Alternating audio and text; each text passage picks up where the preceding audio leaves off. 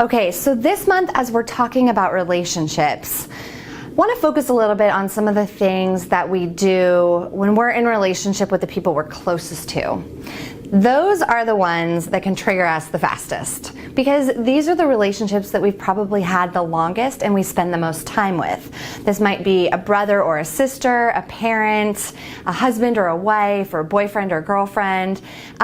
These are the people that we're engaged with all the time. And so all of our natural ability that we use at work and in the community when it comes to having conversations and healthy dialogue can easily go right out the window when we're talking about these relationships.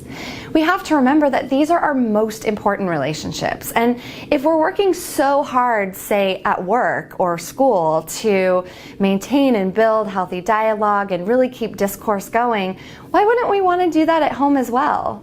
I have heard so many people tell me recently things like, oh, I just can't talk politics with my father. It's off the table, or we wouldn't have a relationship. Or, oh yeah, my husband and I, we don't discuss that. That's just not something we can do. Otherwise, we'd fight too much.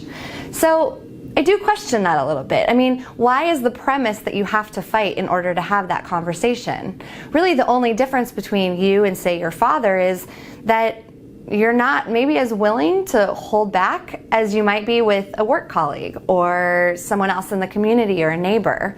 So I challenge you to think about those relationships that you're really close with. And are there conversations that maybe you're avoiding or you attack too aggressively because you feel that wiggle room to maybe be a little less civil? You know you're going to see them again. When we do that, sometimes we miss an opportunity to have an impact in the lives of the people that we care about the most. So think about that as we focus on relationships this month.